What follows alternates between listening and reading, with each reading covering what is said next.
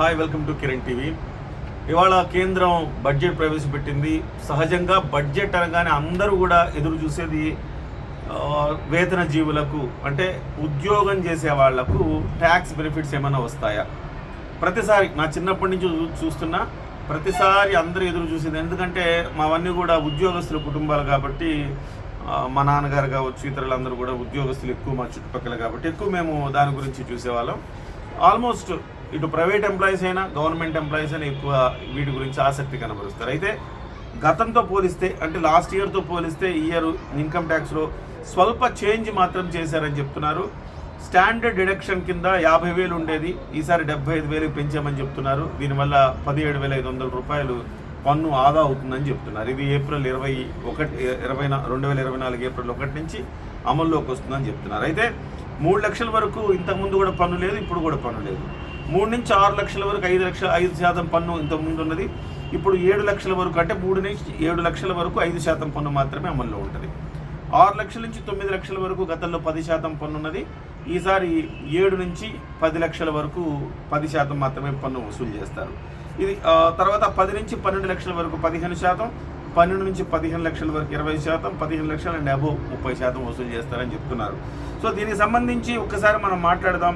హైదరాబాద్ నుంచి CA chartered accountant హనుమాన్లు గారు ప్రస్తుతం మనకి ఫోన్ లైన్లో అందుబాటులో ఉన్నారు. సార్తో మాట్లాడదాం. సార్ నమస్తే అండి. సార్ ఇప్పుడు అంటే ఎక్స్పెక్టేషన్ ఏంటి సార్? ఇప్పుడు జరిగింది ఏంటంటే, ఏమన్నా ఇంతకుముందు ఎక్స్పెక్టేషన్స్ ఉన్నాయా? గతం కంటే ఈసారి ఇంకా కొంచెం భారీగా పన్ను రాయితీలు ఇస్తారేమన్నా ఎక్స్పెక్ట్ చేశారా, లేకపోతే ఇలానే ఉంటుందని అనుకున్నారా? ఇప్పుడు జరిగింది ఏదో స్టాండర్డ్ డిడక్షన్ కింద 50,000 నుంచి 75,000 చేశారంటారు. ఏంటి సార్ దాని వివరాలు ఏంటి సార్?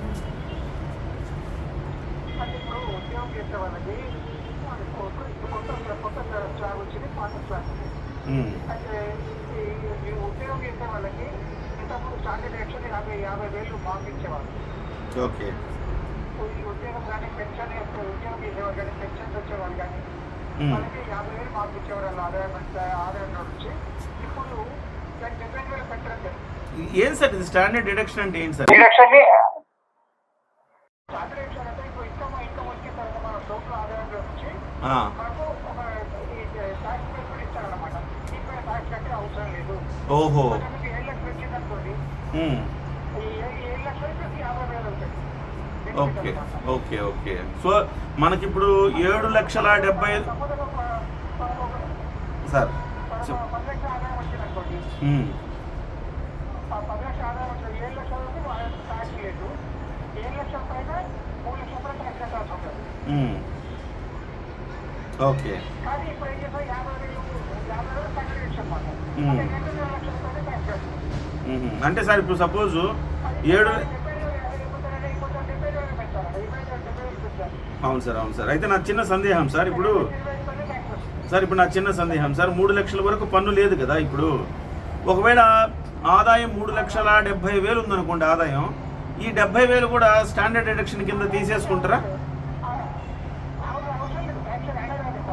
అంటే 3,75,000 వరకు మనకు ట్యాక్స్ రాదట అన్నట్టు అనుకోవాలి మనం. ఓకే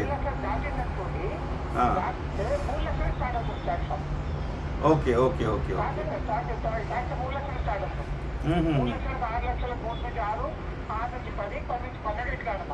అవును సార్, ఇప్పుడు 3 లక్షల నుంచి 7 లక్షల మధ్యలో ఉంటే 5% పన్ను అన్నారు కదా.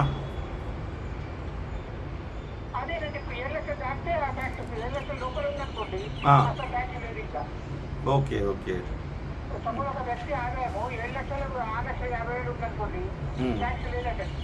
కాదు సార్, ఇప్పుడు 3 లక్షల నుంచి సార్ 3 లక్షల నుంచి 7 లక్షల వరకు ఉంటే 5% పన్ను అంటున్నారు కదా సార్. ఇప్పుడు దీంట్లో అంటే 3 లక్షల లోపు ఉంటేనేమో పన్ను లేదు, 3 లక్షలు దాటితే పన్ను ఉంటుందిగా.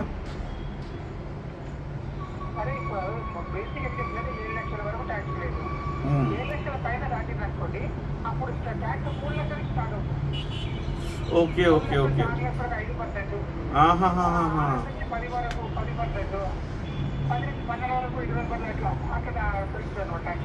Okay okay okay sir. Over అసలు ట్యాక్స్ లేదు. ఓకే, అర్థమైంది సార్. సార్ ఇప్పుడు ఓల్డ్ స్కీమ్ ఏంటి, న్యూ స్కీమ్ ఏంటి సార్? ఇప్పుడు ఓల్డ్ స్కీమ్ కూడా అప్లై చేసుకునే వాళ్ళు ఉన్నారా సార్? అదే ఓల్డ్ స్కీమ్ ఏముంటుందంటే మనకు ఎల్ఐసి కట్టాం అనుకోండి, హౌసింగ్ లోన్ తీసుకున్నాం అనుకోండి, ఓకే, ఆ డిడక్షన్స్ సేవింగ్స్ డిడక్షన్, ఎడ్యుకేషన్ లోన్కి వాటి డిడక్షన్స్ ఉంటాయి ఓల్డ్ స్కీమ్ లో. ఈ కొత్త స్కీమ్ లో డిడక్షన్స్ లేవు.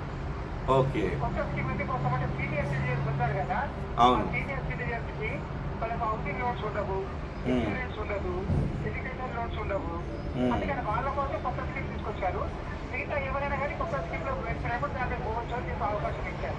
అంటే మనం కొత్త స్కీమ్ లో కొంటే మన ఇష్టం అనమాట. ట్యాక్స్ ఎక్కడ తక్కువ అనుకుంటే ఆ కొత్త స్కీమ్ లోకి వెళ్ళిపోవచ్చు. మనం ఏ టైం అంటే ఆన్లైన్ వెళ్ళిపోవచ్చు సార్. వ్యాపారస్తులు మాత్రం మార్చుకోలేరు ఎప్పుడైతే అప్పుడు. చెప్పండి. 50 ఏళ్ల లోపు వాళ్ళు ఉద్యోగాలు చేస్తూ ఉంటారు కాబట్టి, రిటైర్ కాని వాళ్ళు ఉద్యోగాలు చేస్తూ ఉంటారు, వాళ్ళు ఎల్ఐసీలు కట్టుకుంటుంటారు, లోన్లు కట్టుకుంటుంటారు, ఎడ్యుకేషన్ లోన్లు ఉంటాయి. ఇలాంటి వాళ్ళందరికీ కూడా పాత స్కీమే బెటర్ అంటారా? పాత స్కీమ్ బెటర్ అయిపోతుంది. అప్పుడు ఇండివిజువల్ లెక్క చేసుకోవాలి మనం. కొత్త స్కీమ్ ట్యాక్స్ వస్తుంది.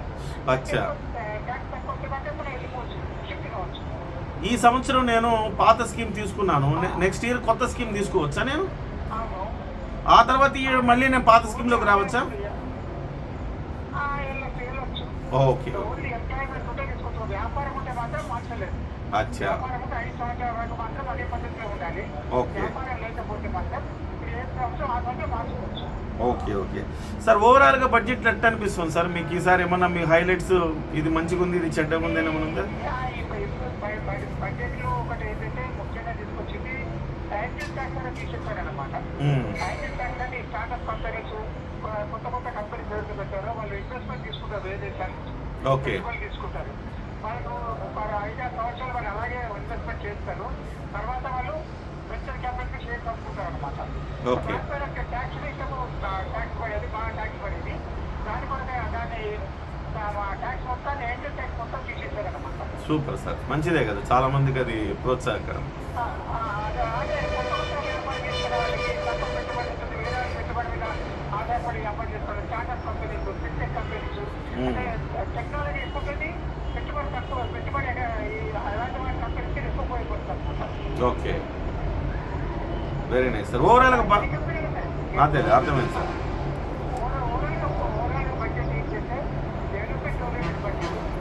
10 సంవత్సరాలుగా బీజేపీ ఏదైతే కంటిన్యూ వస్తుందో అదే పాలసీని కంటిన్యూ చేస్తున్నారు అనమాట. ఎక్కడ సీట్లు తక్కువ కాంప్రమైజ్ కాకుండా అదే పార్టీ కంటిన్యూ చేస్తూ ఈవెన్ క్యాపిటల్ ఎక్స్పెండిచర్ అంటే ఇన్ఫ్రాస్ట్రక్చర్ మౌలిక రంగాలపైన కూడా పెట్టుబడి ఎలాంటి తగ్గింపు లేకుండా అలాగే పెంచుతూ ఉంటుంది. ఈ విధంగా మనం కొత్తగా ఉద్యోగ అవకాశాలు, ఉపాధి అవకాశాలు ఎక్కువ పెరుగుతాయి. ఎస్పెషల్లీ అన్స్కిల్ లేబర్స్ ఎక్కువ అవకాశాలు పెరుగుతాయి. Okay sir, thank you sir, thank you so much హనుమాన్లు గారు, thank you so much. So మొత్తం నా పేరు కిరణ్ అండి, నా పేరు Kiran. Thank you sir, thank you. So మొత్తం మీద ప్రోగ్రెసివ్గా ఉంది అని చెప్తున్నారు చార్టెడ్ అకౌంటెంట్ హనుమాన్లు గారు. సో పాత స్కీమ్లోకి చాలామంది వెళ్తారు. పాత స్కీమ్లో కూడా చెప్తాను 2.5 లక్షల వరకు లేదు, 2.5 లక్షల నుంచి 5 లక్షల వరకు చూస్తే 5% పన్ను అంటున్నారు.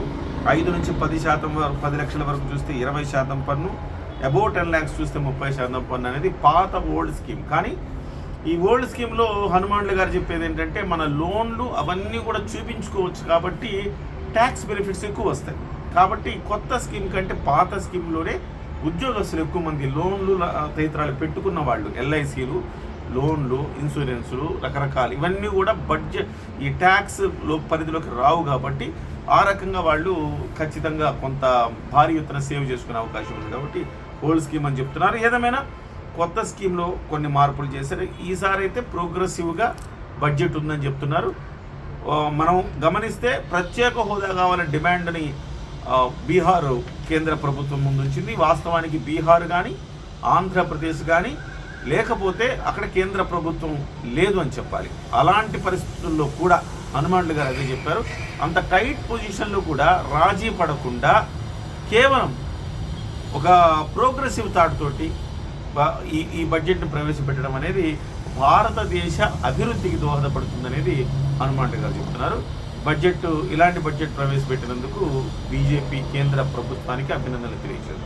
సో మొత్తం మీద వేతన జీవులకైతే కొంతమేరకు ఊరట. స్టాండర్డ్ డిడక్షన్స్ నుంచి ఒక 25,000 రూపాయలు బెనిఫిట్ అయితే అయింది.